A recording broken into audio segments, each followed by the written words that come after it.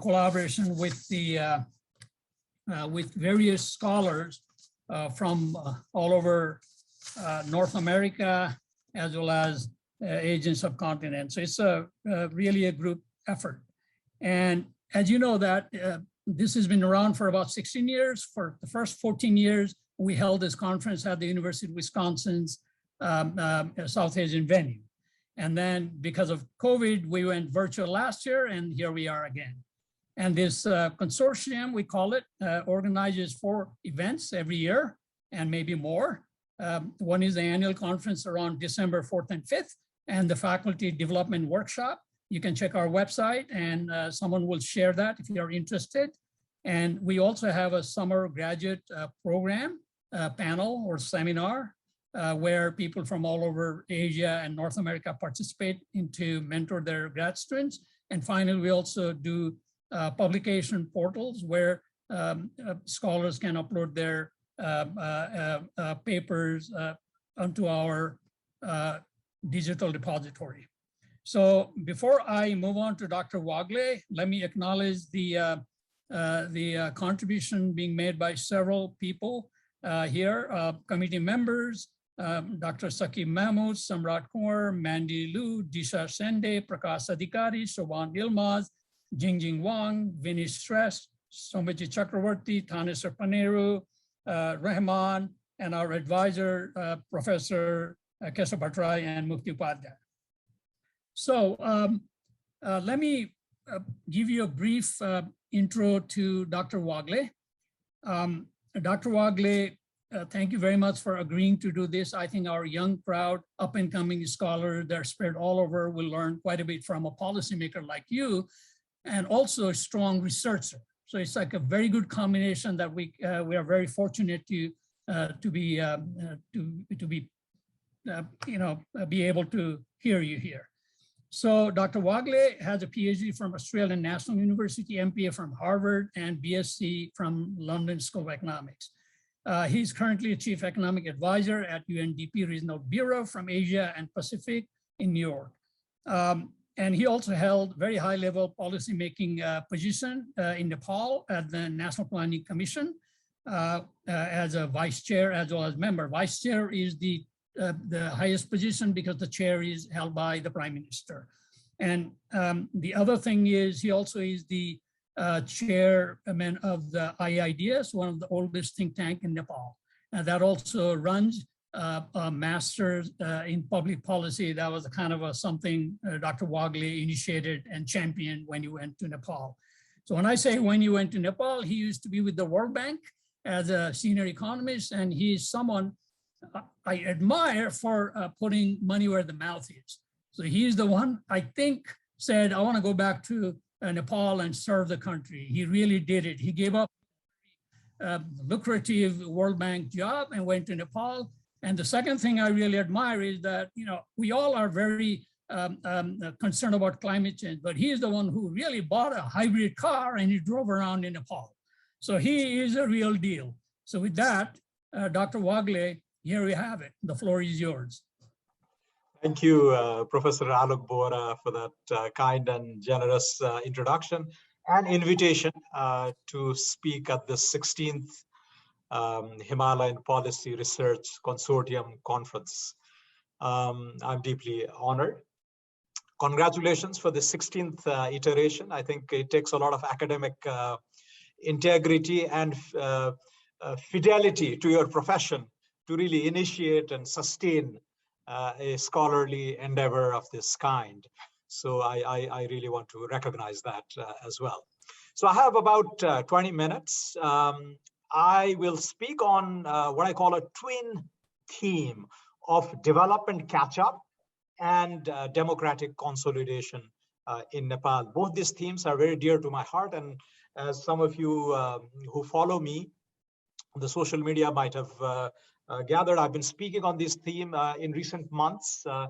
Democratic consolidation, very important for a diverse country like ours, but also a nation that has made heavy investments over the last 60, 70 years in these mass popular movements and these overarching democratic aspirations of the country are well known. Development catch up because we are the poorest, we remain the poorest country on the continent of Asia after Afghanistan, which is kind of a special case. So this, this conundrum of perpetual stagnation is really something that we need to answer for and improve upon. So these two themes are what will motivate my talk today. And let me start with a basic introduction to Nepal, which you won't need. Many of you are Nepalis, but let me just put up some slide here.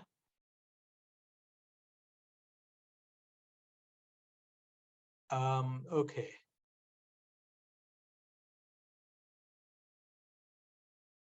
I hope that's visible. Now, just quick things that we need to be aware of about Nepal. The oldest nation state in South Asia. We are very proud of this fact. All Nepalis are. 1769 is sort of that date when Prithvinarayan Shah took control of the Kathmandu Valley, and the process of territorial consolidation continued. But this is sort of the date of our journey as a modern nation state. But we also have to recognize that for almost 150 years since 1816, there was the semi-colonial adjustment with the Raj that was in charge of the rest of the subcontinent. We're a very young, a very diverse country that is on the move. This migratory phenomenon has to be recognized. The median age is just 24. Half the country is under the age of 24, but it's a very diverse country with 126 ethnicities, and but more than 1% of the population is accounted for by about 18 of those groups. 30 million people, almost 5 million are estimated to be living abroad. This has immense consequences for the political and economic reforms. And it's a country on the move, both internally. The last census in 2011 showed that 21 districts, this is the analysis that Samir Casey did, were rapidly depopulating. Now there's another census going on right now, 2021, even in the middle of the pandemic. And we think this number is going to increase quite dramatically, right? So it is quite likely that within Nepal, 80% of the population will probably be concentrated in about 20% of the mass. So this is along the east-west corridor, the four major valleys, Kathmandu Valley, Dang Valley, Bohara Valley, and Chitwan valleys.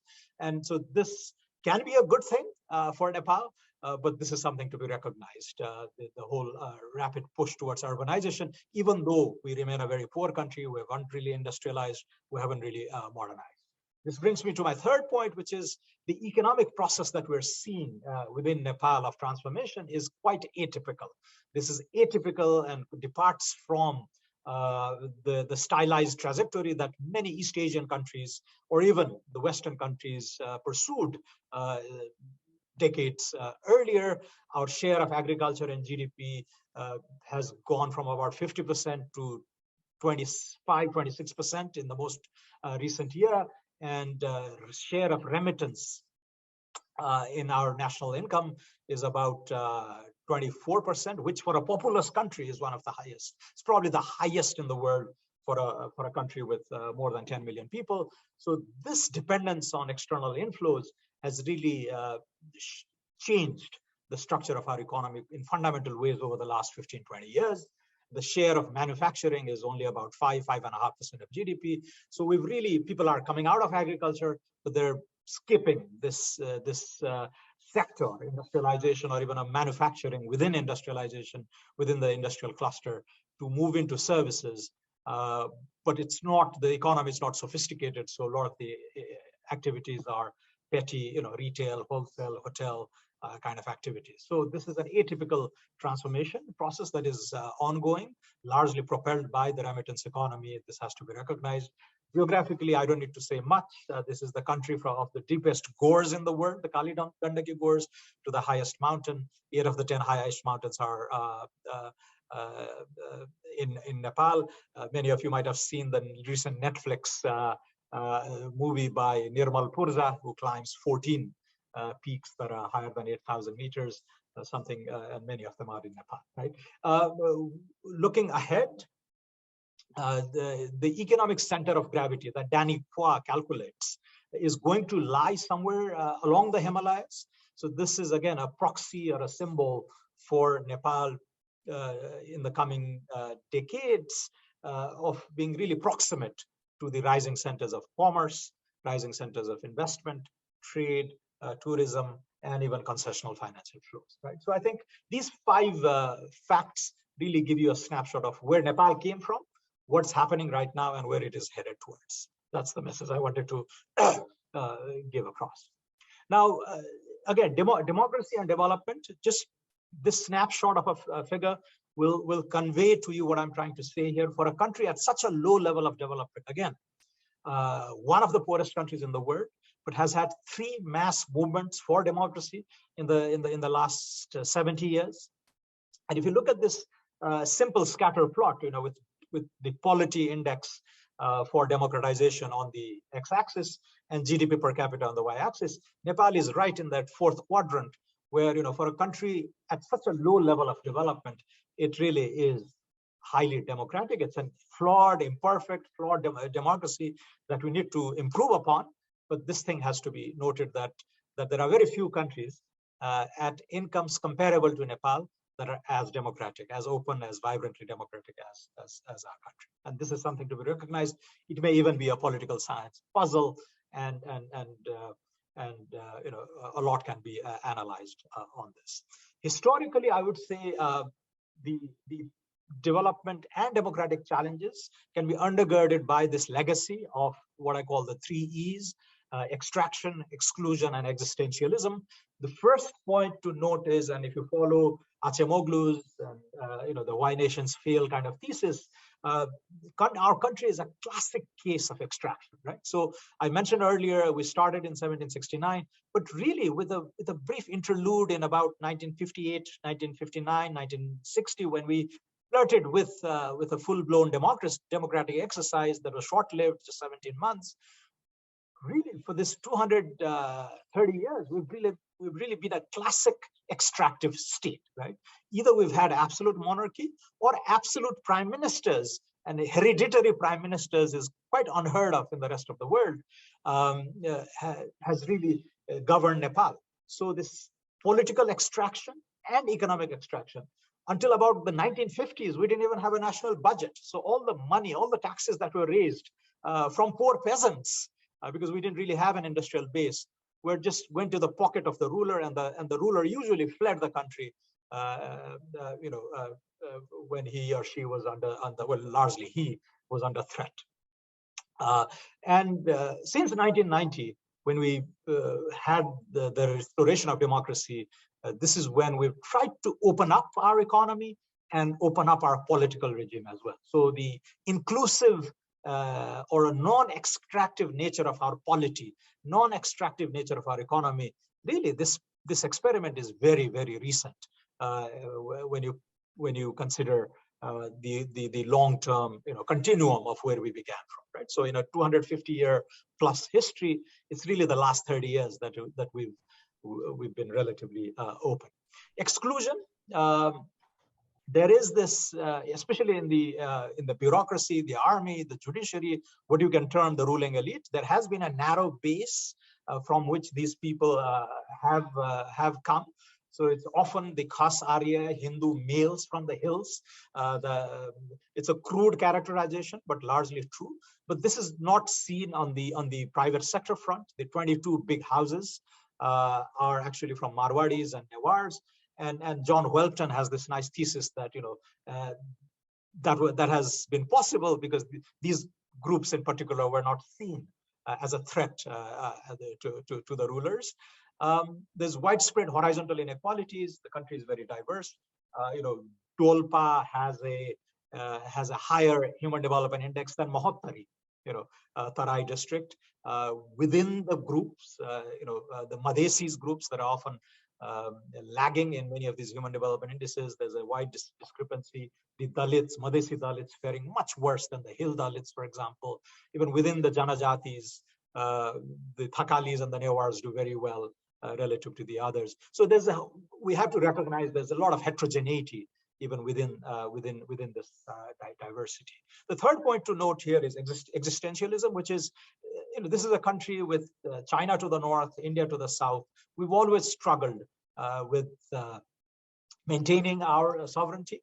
This relative isolation helped us preserve our sovereignty, but this has also made us slightly timid in the exercise of soft power. We are very conscious about the presence of these two large neighbors, and that often dominates our policy making. This is just a graph to show the long-term progression in terms of per capita income. Gehry Khamis international dollars on the y-axis, time on the x-axis. This is taken from Angus Madison's historical data. Just the point to show that many countries have seen these critical junctures. The United States after the Civil War in the 1860s, Japan with the Meiji Restoration in 1868, China 1978, Gaige Kaifang. Almost everyone has had that critical juncture when you start this rise and this process of fast development catch up, except perhaps Nepal. The Nepal's line there, the black line, is almost flat, almost stagnant. Of course, we've improved, but this on a relative scale over a long period of time, it looks like a very stagnant, very sluggish kind of a development record. Now, the present political economy, I would say, is quite worrisome. There are proud achievements that I've alluded to earlier, but the kind of regime that we are cultivating, nurturing right now is not tenable, in my opinion. The inept, corrupt political class, often with leaders that think that they're there for life, very much an African phenomenon. More than 17, 18 African countries after independence have had leaders that have ruled for over 30 years. So not quite as bad as sub-Saharan Africa, but these tendencies are there. The elections have become exceptionally costly, and that has led to a perversion of many incentives for rulers and the political elite to capture organs of the state, sell positions to raise money, and this whole breakdown of separation of powers is largely to promote impunity so that they are shielded from prosecution and all that. With so many people, 5 million, many young people in the audience today are outside of the country, this pressure to deliver is also not there, right? So, and I'll come to the sort of a theoretical proposition on what I call the accountability trap to explain theoretically why that might be so and what could be the outlet. The second issue is with the private sector too. For a poor country, wealth creation, wealth generation ought to be a big, very prominent agenda. Yet, because of this collusive behavior and this expensive political apparatus, which needs to be funded and fueled by the private sector, there's this very unholy alliance between the private sector and the public sector. There is barrier to new entrants. There's this regulatory capture. The state resources are often aimed at extracting, the tax revenues are often, there's a lot of pressure to channel this towards untoward fiscal concessions, anti-competitive behavior. And this is also stymieing a lot of the dynamism that we ought to be seeing in the private sector. The bureaucracy is relatively conservative and risk-averse. They are, by and large, underpaid. But the level of competence has, I think, by all reckoning, going down. And there's this mismatch between attributes, what they ought to be doing, and the functions, the characters that they need to have. There's this big mismatch. I can elaborate on this later, but so this brings me to the crux of the presentation. So what is it that we're seeing in Nepal is what Avidit Acharya, professor at Stanford, and I have been talking about and trying to sort of theorize and even formalize. We haven't done this yet, but this is probably a classic situation that Nepal's polity finds itself in, right? So a lot of bad politicians in the field. It's not true that voters are completely disengaged, but they are very cynical. They think the politicians are corrupt, they are incompetent, they are untrustworthy, and so the level of cynicism and pessimism is high, right? And they stay away from politics voluntarily or involuntarily, because so many of the younger folks are outside the country, and this leads to this pessimistic expectation of voters becomes self-fulfilling, right? They stay away, and you perpetuate this cycle. Now, when this happens, so what we need to be is going from a lower equilibrium to a high equilibrium, right? So if the reward to good candidates, if voter engagement is high, the degree of enlightened sort of voter engagement and participation is higher, and the political market has both good candidates and bad candidates, but over time, with greater enlightenment, the good politicians get rewarded, and the bad ones, throwing the bombs out is a popular refrain in Western democracies. Then we sort of move from this low equilibrium to a higher equilibrium, where you have politicians who are under pressure to develop, citizens and taxpayers and voters who care about how the country is governed, and you demand and exact accountability from politicians. So you go from the self-fulfilling sort of a low equilibrium trap where Nepal is right now to a higher equilibrium where you have a more functional kind of a democratic liberal state with better performing politicians and engaged politicians. But how do you break this barrier? This is really the conundrum. I don't want to spend too much time on this, but I think crises always opens up an opening. Economic crises of some kind, or even natural disasters in Nepal have also often led to that kind of a rupture. The second is charismatic leadership that organizes in a new way these new demands and new aspirations. So how can that happen? When can that happen? Are issues to be debated. We don't have a primary system in Nepal.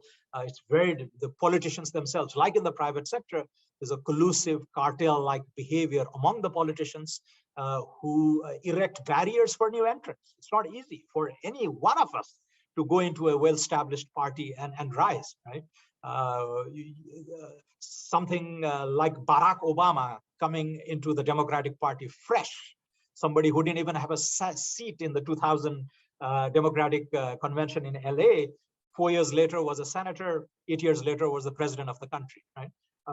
That kind of a system is not yet there because the barriers to entry are really formidable. And these things need to be broken. But I am hopeful that with the demographic push, this greater engagement with the rest of the world, I think will be there. The second graph here is about the reform, what I call the reform zone. Again, this is something that we're formalizing in partnership with Abhijit Acharya at Princeton, at Stanford. We haven't done this yet, but just an idea to throw that even for the reform agenda, remember the early burst of reforms in the early 90s was not sustained, right? We had a lot of political problems, civil conflict, etc. The first generation economic reforms sort of, I think, gives these increasing returns at an increasing rate, right? So the returns are high, they increase at an increasing rate. The second generation reforms sort of are also give you returns, but at a decreasing rate because it's much more painful. It's about firing people, closing down institutions, organizations. These quangos, what the British call, it's unnecessary government entities. But that is much more painful, and you need a courageous set of leaders to undertake those kind of reforms. But this, you can see this in terms of an S curve, where again the rewards to politicians, rewards to good political candidates is higher the more reforms are undertaken and the people feel that, right? So I think analytically and theoretically, a lot of the malaise that I described earlier can be explained from these simple illustrations, and the answers lie within, right? How do you break this? How do you go from the low equilibrium to the high equilibrium? How do you cross that tipping point? And what are these forces that need to align to have us cross that threshold? And this is really the challenge, right? So of our generation, of our time. Finally, just to look ahead, I think aspirationally, we want a developmental state that is politically liberal. There's no better way to organize and aggregate the diverse preferences of a country like, of a heterogeneous country like Nepal, but we have to make it functional, more functional and more inclusive, right? And this is where the lot of the perverse incentives that are currently at play needs to be broken. The role of money has to be limited. There has to be more rules than discretionary authority. In the old days, we gave the benefit of the doubt to the politicians. We said, these guys have spent 10 years, 15 years in prison.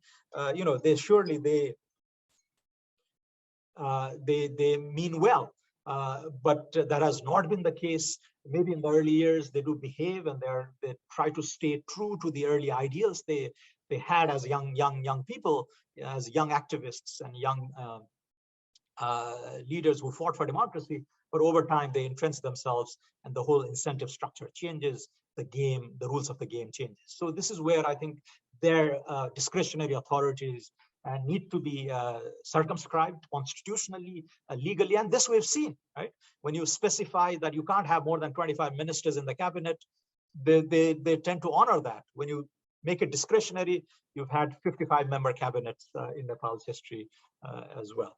Something to do with the dissolution of the House, we saw also, when you write these things explicitly, this is probably a better way to govern a fledgling democracy like Nepal. But as I said, to go from this illiberal to a liberal point, the low equilibrium to the high equilibrium, you need crises or charisma.